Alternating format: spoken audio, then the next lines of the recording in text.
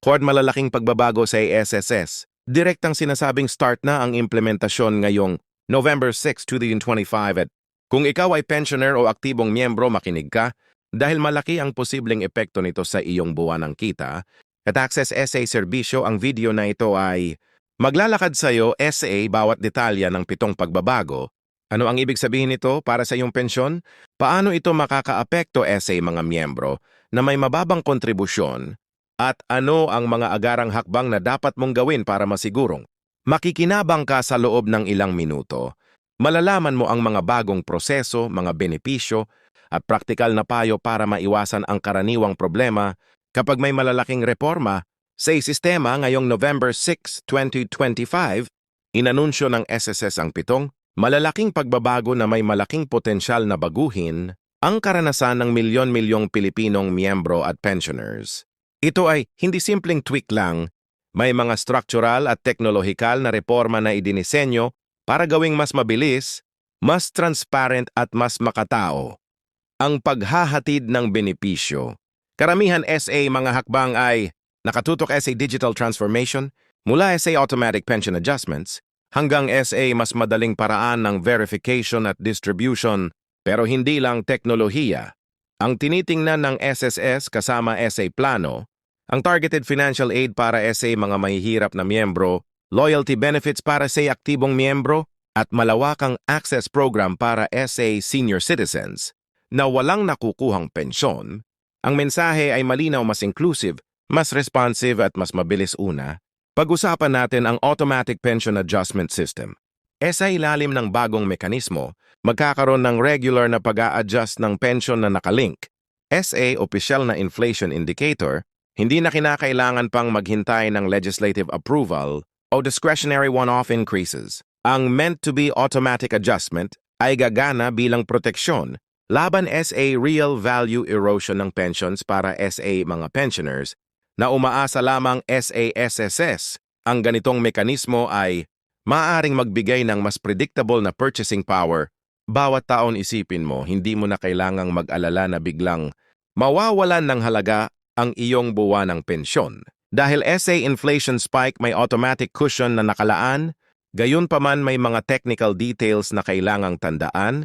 Ito ay nakadepende sa tamang pag-index ng pension base, sa tamang inflation measure, at kinakailangan ng malinaw na formula. Para maiwasan ang mga miscalculation, kaya mahalagang bantayan ang opisyal na paglalahad ng SSS. Tungkol SA eksaktong computation at schedule ng 7, malalaking pagbabago SA SSS. Direktang sinasabing start na ang implementasyon ngayong November 6, 2025 at kung ikaw ay pensioner o aktibong miyembro, makinig ka dahil malaki ang posibleng epekto nito sa iyong buwanang kita at access. Sa serbisyo, ang video na ito ay maglalakad sa iyo sa bawat detalye ng 7 pagbabago. Ano ang ibig sabihin nito para sa iyong pensyon? Paano ito makakaapekto sa mga miyembro na may mababang kontribusyon? At ano ang mga agarang hakbang na dapat mong gawin para masigurong makikinabang ka sa loob ng ilang minuto? Malalaman mo ang mga bagong proseso, mga benepisyo at praktikal na payo para maiwasan ang karaniwang problema kapag may malalaking reforma sa sistema ngayong November 6, 2025. Inanunsyo ng SSS ang 7 malalaking pagbabago na may malaking potensyal na baguhin ang karanasan ng milyon-milyong Pilipinong miyembro at pensioners. Ito ay hindi simpleng tweak lang, may mga structural at teknolohikal na reforma na idinisenyo para gawing mas mabilis, mas transparent at mas makatao. Ang paghahatid ng benepisyo. Karamihan SA mga hakbang ay nakatutok SA Digital Transformation, mula SA Automatic Pension Adjustments, hanggang SA mas madaling paraan ng verification at distribution, pero hindi lang teknolohiya. Ang tinitingnan ng SSS kasama SA Plano, ang targeted financial aid para SA mga mahihirap na miyembro, loyalty benefits para SA aktibong miyembro, at malawakang access program para SA senior citizens na walang nakukuhang pensyon. Ang mensahe ay malinaw, mas inclusive, mas responsive at mas mabilis. Una, pag-usapan natin ang Automatic Pension Adjustment System. Sa ilalim ng bagong mekanismo, magkakaroon ng regular na pag-a-adjust ng pension na nakalink. SA opisyal na inflation indicator, hindi na kinakailangan pang maghintay ng legislative approval o discretionary one-off increases. Ang meant-to-be automatic adjustment ay gagana bilang proteksyon laban SA real value erosion ng pensions para SA mga pensioners na umaasa lamang SA-SSS. Ang ganitong mekanismo ay maaaring magbigay ng mas predictable na purchasing power. Bawat taon isipin mo, hindi mo na kailangang mag-alala na biglang mawawala na assisted checks upang bawasan ang manual backlog, as ito ay malaking tulong lalo na sa mga emergency cases na nangangailangan ng disability benefits o death claims, ngunit tandaan ang guarantee ay para sa kompletong dokumentasyon kung may kulang. Ang proseso ay babalik sa traditional na workflow, kaya bago mag-sumite double check ang lahat ng requirements at gamitin ang online checklist ng SSS para maiwasan ang delay. Pang-5, ang introduction ng SSS Loyalty Program ay isang bagong paraan para mapagaan ang araw na gastusin ng mga miyembro sa pamamagitan ng partnership sa mga pharmacies, grocery stores, clinics at public transport operators. Makakakuha ang mga pensioners at aktibong miyembro ng discounts at exclusive promos. Bukod dito, magkakaroon ng access sa periodic health screening at discount sa maintenance medications. Malaking tulong lalo na sa senior citizens na may regular na kailanganing gamot. Ang programa ay gaganagamit ang SSS Membership ID o Integrated National ID na magsisilbing loyalty card para sa mga miyembro. Mahalaga ring mag-enroll sa program at ipaalam sa partner establishments ang kanilang SSS ID upang agad makuha ang benepisyo mang-anim. Ang integrasyon ng SSS ID sa National ID System ay inaasahang magpapadali sa verification at magbabawas ng papeles kung ang iyong national ID ay magiging sapat na bilang SSS ID. Mawawala na ang pangangailangan magdala ng maraming cards at mas madali ang mga transaksyon tulad ng loan applications at pension claims. SA Privacy Perspective, may mga karagdagang seguridad at encryption protocols na ipinatutupad upang protektahan ang data ng mga miyembro. Ngunit may kasama ring mga hakbang na kailangang intindihin paano kung may pagbabago sa iyong national ID details. Kailangan mong tiyakin na parehong updated ang records SA fields at SSS. Upang maiwasan ang discrepancy, may proseso rin para sa mga gustong hiwalayin ang kanilang SSS identity mula sa national ID para sa karagdagang privacy. Pang-7 at pinakamalaki para sa marami, ang launch ng Universal Pension Access Program, isang ambisyosong hakbang upang magbigay ng basic pension allowance sa mga senior citizens na hindi naging miyembro o hindi sapat. Ang kontribusyon sa SSS, ito ay isang social safety net na target ang mga pinaka-vulnerable, ang mga walang pension mula sa gobyerno o pribadong sektor. Ang halaga at coverage ng allowance ay mag-iba depende sa income screening at residensya, ngunit ang layunin ay mabigyan ng minimum monthly support ang mga nakatatanda upang makatulong sa kanilang pang-araw na pangangailangan. Mahalagang tandaan na ang programang ito ay may application process at verification. Hindi ito automatic, kailangang mag-register sa lokal na barangay office o sa designated SSS help desk para ma-assess ang eligibility. Ngayon, pag-usapan natin ang timeline at practical na hakbang na dapat gawin ng bawat miyembro at pensioner. Unay, update agad ang iyong SSS account at siguraduhing tama ang lahat ng personal data, pangalan, address, contact number, at relasyon sa emergency contact. Ito ang unang hakbang upang hindi magkaproblema kapag ipinatutupad na ang digital verification at integration.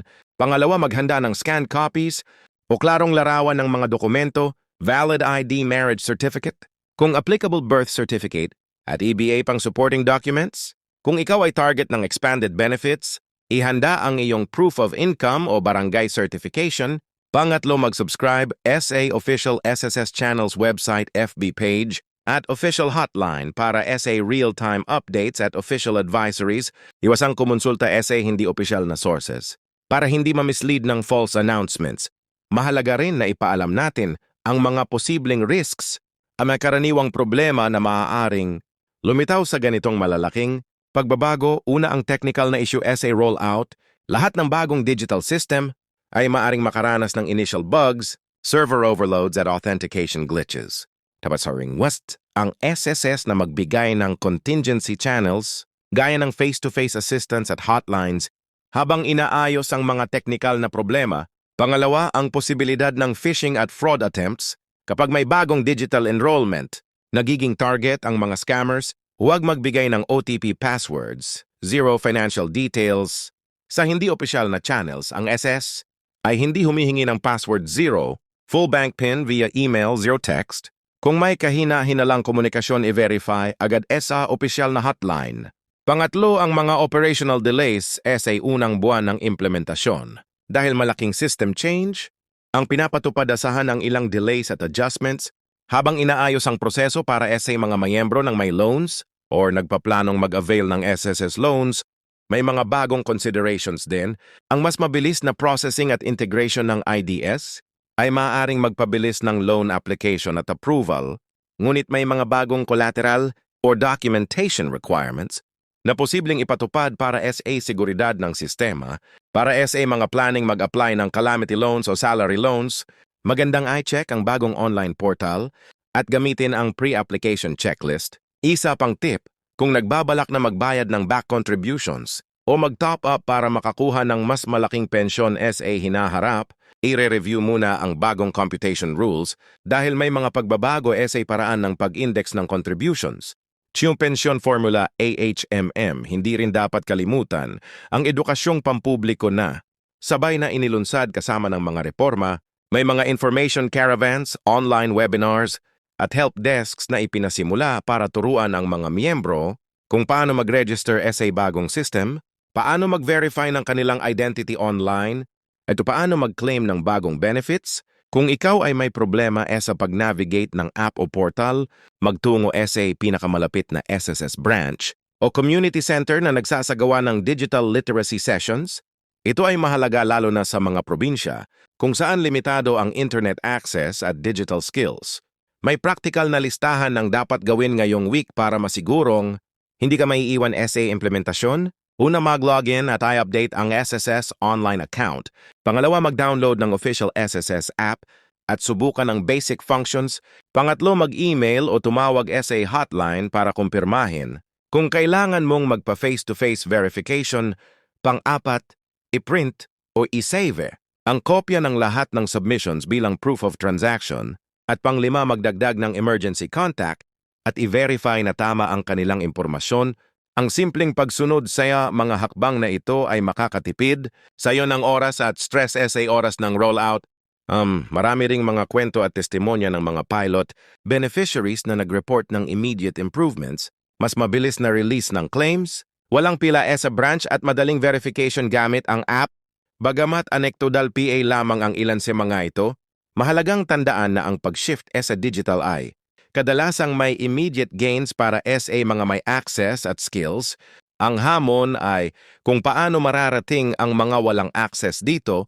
Papasok ang partnership SALGUs at pension distribution, caravans na magsisilbing safety valve upang maabot ang rural at malalayong lugar sa aspetong legal at fiskal. May mga inilaang pondo para SA reforma. Ang SSS umano ay naglaan ng pondo para SA pension adjustments at technology upgrades. Ang sustainability ng mga adjustment at universal access program ay nakadepende sa maayos na financial modeling at actuarial assessments upang maiwasan ang future funding shortfalls.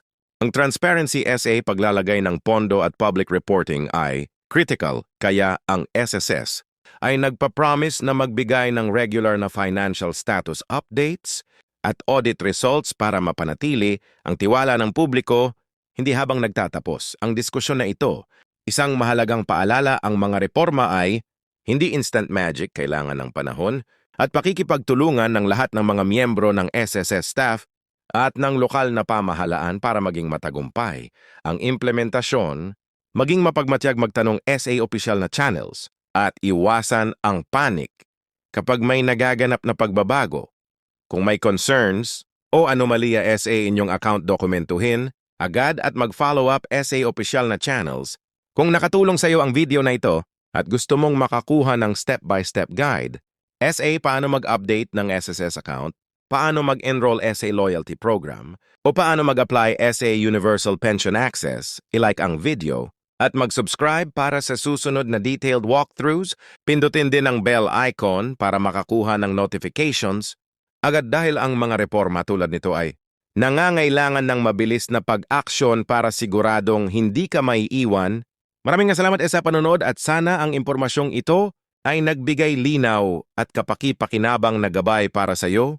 Onsewang Pamilya SA Pagharap SA mga bagong pagbabago ng SSS ngayong Nobyembre 6, 2025.